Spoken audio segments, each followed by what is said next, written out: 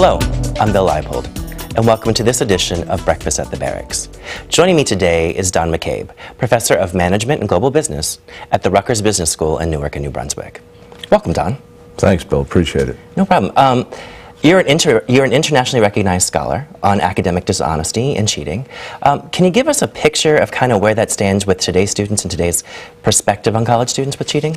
It's an easy question. It doesn't have an easy answer, unfortunately. Okay. I've been at it for about 19 years now, and things have changed dramatically over that time. It actually suggests that there's been a slight decrease in cheating over that period of time. But as it turns out, I'm concerned when I read the comments that students offer me that it really has more to do with their new definition of cheating. The things that I might have considered cheating when I was in school, or a student 20 years ago would have considered cheating, today's student has found it very easy to justify and will say they haven't done it because when they did it, it wasn't cheating.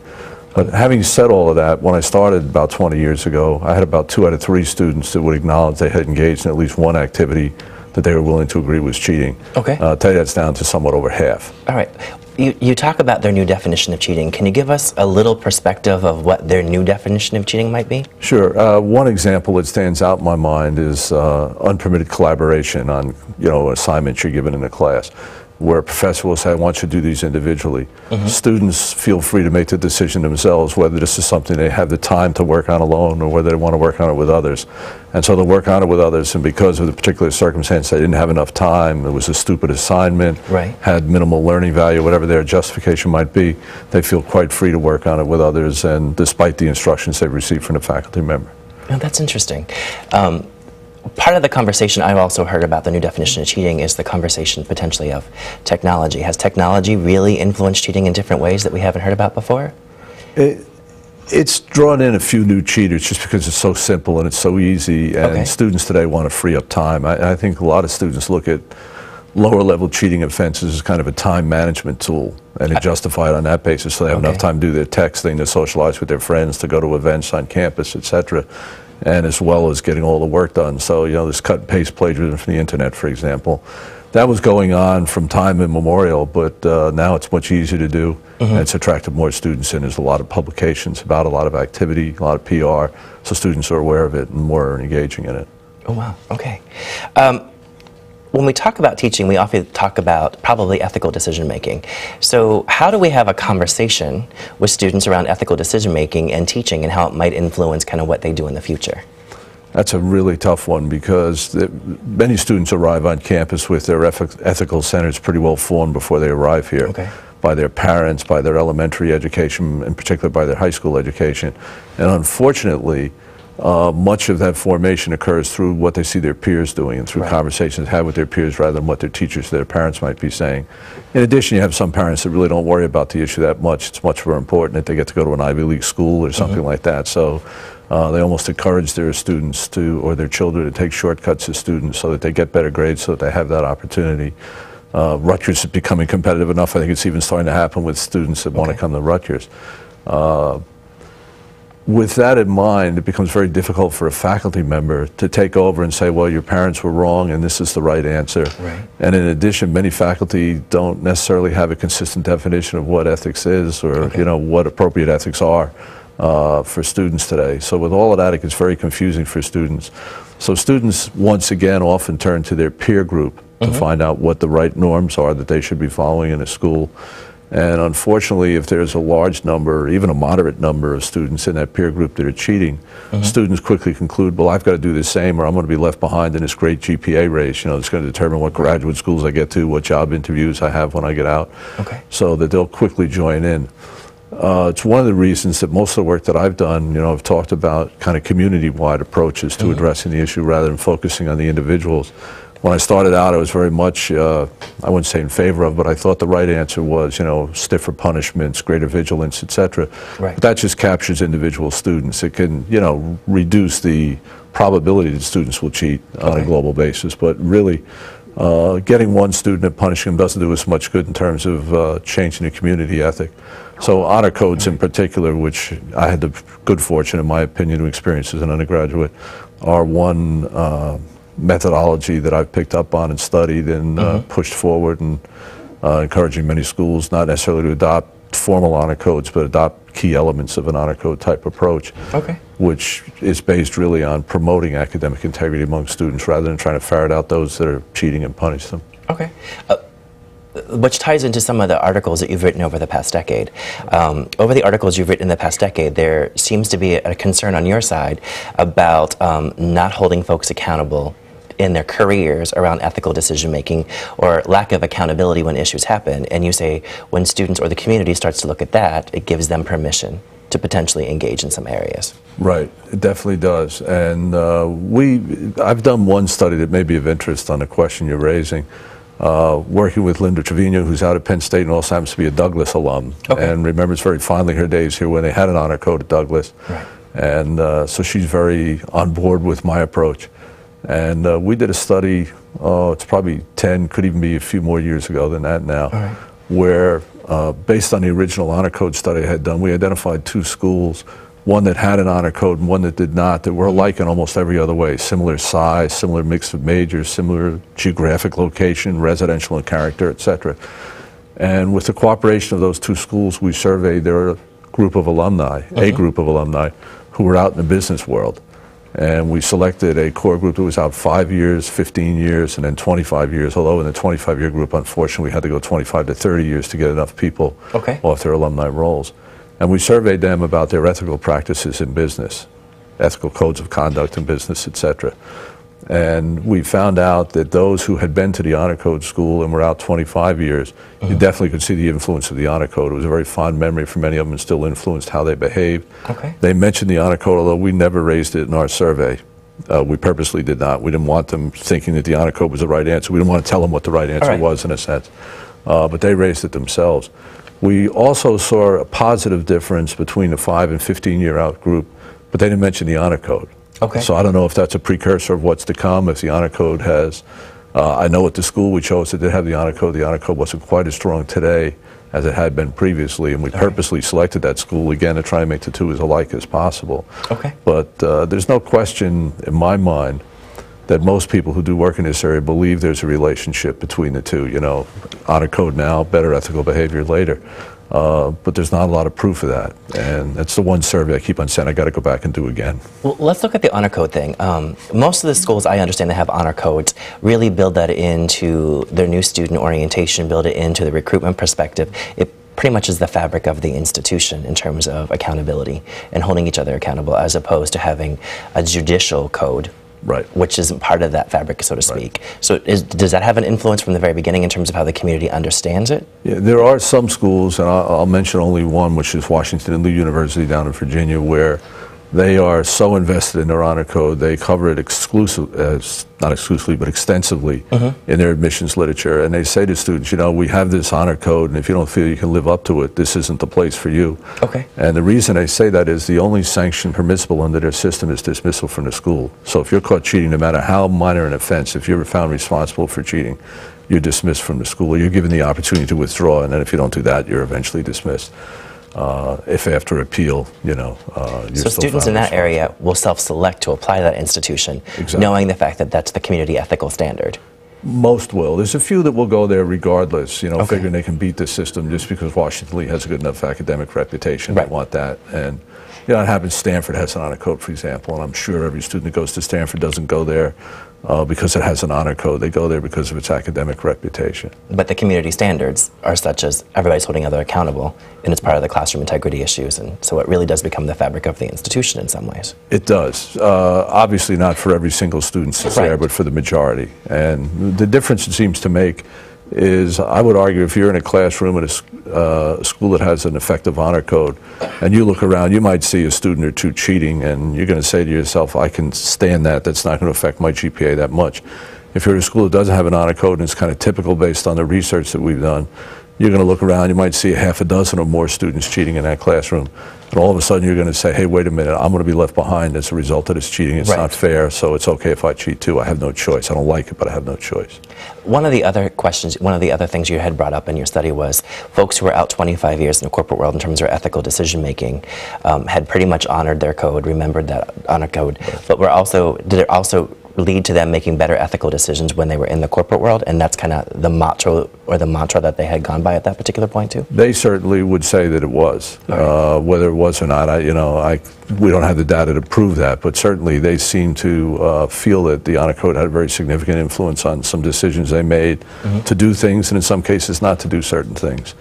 I've run into individuals that come out of strong honor code schools who have said they've run their entire business life on the principles of the honor code.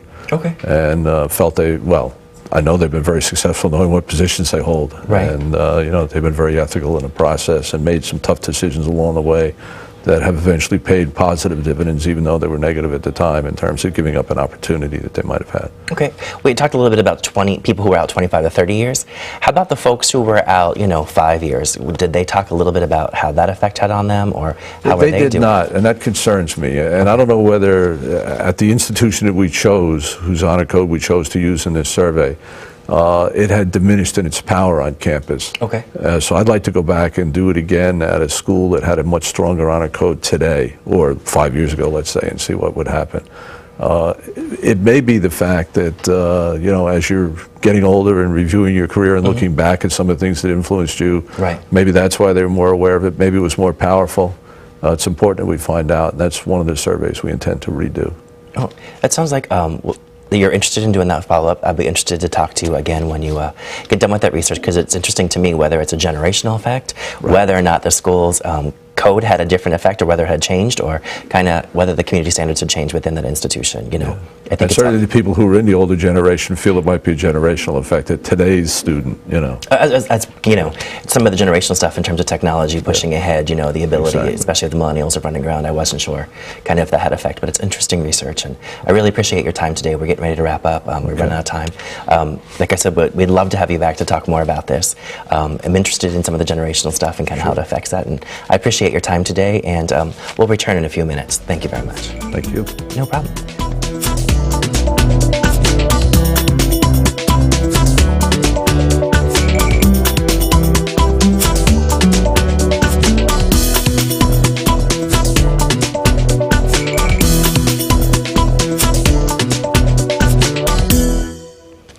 Joining me is Dina Seidel, the Russell Teaching Fellow at Rutgers Writers House in New Brunswick.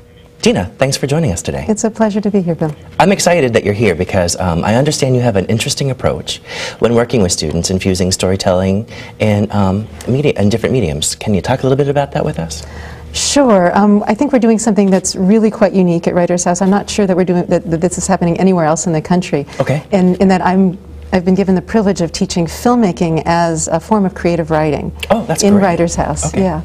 So the emphasis in these classes is on story structure, film language for the screen, and these courses are open to students of all majors, all backgrounds, all disciplines without any previous experience in filmmaking. That's great. They're open to all undergraduates. I think the only prerequisite is basic composition. Okay. So again, I emphasize story structure and film language and effort, and I don't grade the students based on technical proficiency. Okay. The classes are very supportive and creative, and in one semester, students from all different backgrounds with no previous experience in filmmaking are creating these 5 to 8 minute visual narratives. And at the end of the semester, we have a Writers House Student Film Festival, and about 90% of my students choose to show their films to the community at the end of the semester, and we're getting a large audience. It's really just an exciting process. That's very exciting. One of your students, I know, was recently featured at the National NCAA Conference in terms of his film. Can you talk to me a little bit about how that process went and what that film was about and kind of how he was selected? Yeah, that was a really exciting collaboration. Okay. Last semester, I had the privilege of collaborating with 3 different departments on large group projects involving students making films, nonfiction films that are important to them. And this particular project that you're referencing was a collaboration with Senior Dean of Students Mark Schuster, who teaches a really exciting class called Sports and Sexuality. And that evolved because we had a student named Scott Lazzies, who happened to be in my documentary filmmaking class, was also taking sports and sexuality, and really wanted to start making films that dealt with this topic of sports and sexuality. He even went last summer to Copenhagen and spent 2 weeks there filming the Out Games, which is the Gay and Lesbian Olympics. That's fabulous. Yeah. And so Mark and I were talking about Scott's passion for these two different areas that he'd become very interested in, documentary filmmaking and issues dealing with sports and sexuality. And of course, Mark could think of so many different ways to make documentary films dealing with this topic, different athletes you might profile, or different aspects of sports psychology that deal with issues of masculinity and gender. And so we sort of came up with the idea of perhaps offering students who had taken the sports and sexuality class the opportunity to come to my digital storytelling class to make nonfiction films dealing with sports and sexuality. And that's what happened last semester, is that 4 of Mark's students registered for my digital storytelling class, and they and Scott was one of them, and Scott sort of supervised the other students because the other 3 students had never really used video cameras or Final Cut editing software. And those 4 young men made just unbelievably powerful pieces. Very proud of their efforts and what we were all able to accomplish. But one of those students, Andrew Gurmek, made his documentary about Sean Smith, who was the former captain of the Rutgers swim team. And Sean is a really amazing man in that he's become very willing to speak about his experience, and his experience was that he had come from a Midwestern town and grew up with in an athletic family and really identified as an athlete. Being an athlete was very important to him. He came to Rutgers to be part of the Rutgers swim team, but while he was at Rutgers, he also had to start dealing with his new emerging identity as a gay man. And in his mind, he just couldn't reconcile these dual identities. To him, they were mutually exclusive. You couldn't be both an athlete and be gay. And so he went into sort of a deep depression, and he actually wound up taking Mark Schuster's class as a student, and it really was a huge support to him. So Andrew Gurmek, the student in my class who had never made a film before, made his documentary about Sean Smith. And it was really strong, really terrific story. And then Mark Schuster, Senior Dean of Students, Mark Schuster, was invited to the NCAA National Convention, and he was going to be part of a conference there that was addressing athletic directors from all over the country, 200 athletic directors. And that particular... And this past year took place in Atlanta. That's right. It was just this month, right? And it was in Atlanta. And the conference wasn't about sports and sexuality. It was really about sports at the college level. But they began the conference with Andrew's film. It was incredible. It was incredible opportunity. On many levels, of course, because it begins the conference with a student's voice, right, which is Sean's voice. But here, Andrew, who had never made a film before, after this one semester at Writer's House, is showing his film on this national platform, and it had a really large impact. It went over really well, so that was an exciting. And the NCAA conference, the national conference, is a huge conference. It invites all the major athletic directors and all the folks from all over the United States and internationally to kind of have conversations around different things around athletics, and to start the conference with a student's first film. The storytelling involved is just absolutely amazing. It was really exciting, and we have 2 other cross-departmental collaborative projects that are continuing, that are just really exciting. And one of them is with the Institute for Marine and Coastal Sciences. Great. I was going to segue into the next question in terms of, we had seen a little bit about that on the Rutgers home site in terms of the information. So can you talk to us a little bit about that project and kind of how that kind of evolved? Sure. This is just an unbelievable privilege for me and for my students as well. For the last year, my students and I have been filming oceanographers at the Institute for Marine and Coastal Sciences. And that collaboration began because Rick Ludicher, who's the Cook campus dean, had met me and knew that I was a documentary filmmaker and I was working at Writer's House. He also knew the scientists over at the Institute for Marine and Coastal Science, and that they were doing something completely new and innovative, quite daring and risky, and they also wanted their process to be documented, and they didn't know how to sort of go about finding a way to document this. So that great bridge in terms. It was a terrific bridge. So yeah, Rick Ludicher invited me over there. We had a terrific meeting. And we agreed that this was an important story to tell.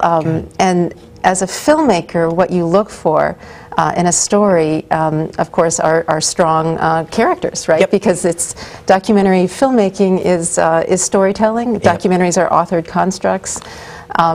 You have to maintain lots of documentary ethics and make sure that you're telling a truthful story, but it still has to be within a story framework.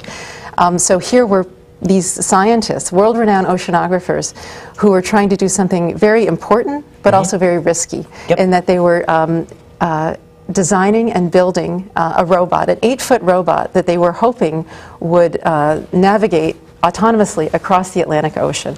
And the reason this was important is this particular group of scientists use robots, use these glider underwater robots to collect data about the ocean, because the oceans are critically undersampled. Correct. And they can put all different sensors on these robots. And this particular robot, called RU-27, was going to be collecting really important oceanographic data about the status of the Atlantic Ocean. The Atlantic Ocean is the engine of the world's thermohaline circulation system. So this is about climate change, it's about understanding the world's weather. A huge challenge, but also one of those things where the story kind of unfolds before you. That's right. Now, we didn't know how long we were going to film, because they tried to do this a year before, and the robot had sunk. They thought it was attacked by a shark. They're quite sure it was attacked by a shark, because the ocean is a really harsh environment. Biological things start growing on it, sharks can attack it.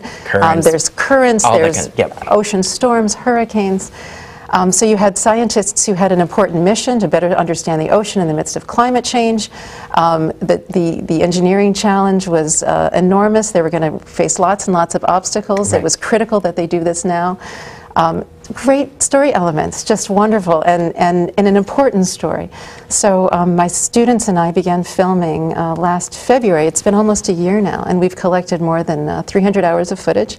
And it's just one of the most dynamic documentaries I've had the privilege of making. And I've worked for television for many years and made lots of science documentaries, and this is by far one of the best. Well, I know for a fact that we talked on, before we came on set, a little bit about, there's a website potentially that, for some of the documentary that's on there, or a trailer to the documentary. There is a trailer for our documentary out there right now, but we're hoping that this, I mean, we are structuring this into an hour film. Okay.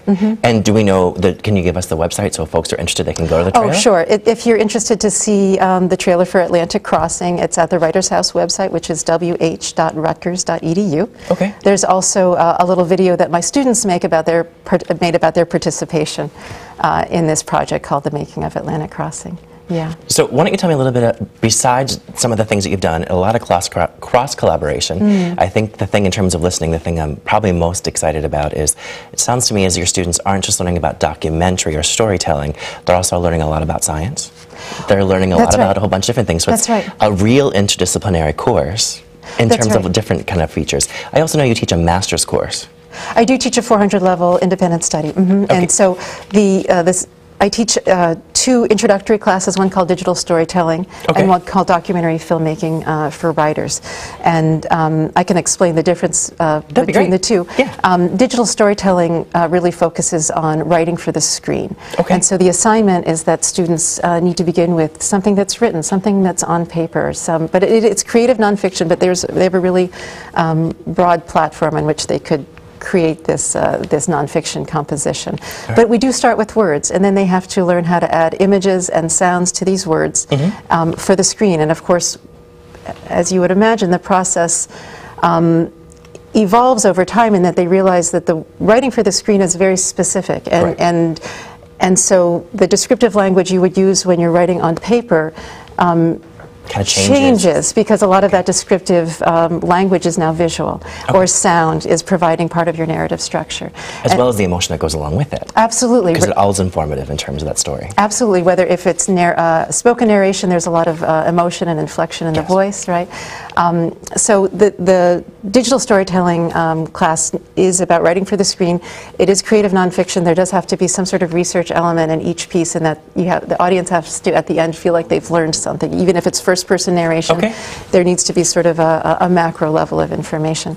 The documentary filmmaking for writers class that I teach is quite different in that I ask these students to compose films for the screen without any narration. Oh, okay. So they're starting from the beginning, so there's no script involved? There's no script. It's all post-structural. But the way that you're going to make the story is by finding a person in the real world who's willing to tell their story on camera. Oh, that's okay. So you have to do an interview, right? You have to learn how to prepare questions for an interview. You have to think of a story arc and make sure that you have the right questions in place so that you can elicit a complete telling of a story. They have to learn how to listen to make sure they're hearing complete answers, that the person who they're interviewing is giving complete sentences. Correct. Because after this interview, they're going to take that interview, transcribe it, and then from the transcript, they're going to, solely from the characters' words, they're going to build a story structure. And of course, the other a very important component to this process is maintaining a relationship of trust, right? Because the person who's being willing to be interviewed is giving you access to their story. Correct. So even though you're going to structure it in a dramatic way, it still has to be truthful to the story that they feel is theirs. Is there. So when they're doing follow-up, to build that trust, That's right. Play out their story. And often, in the documentary class, it could be a process piece in that you're following a character who wants something. You're going to follow them over the course of the semester. There's a character who wants something. There's a goal that he or she is trying to achieve. You're going to need to get supporting visuals. Oh, wow. Well, you know what? We need to wrap up. Time's running out. It's so okay. Okay.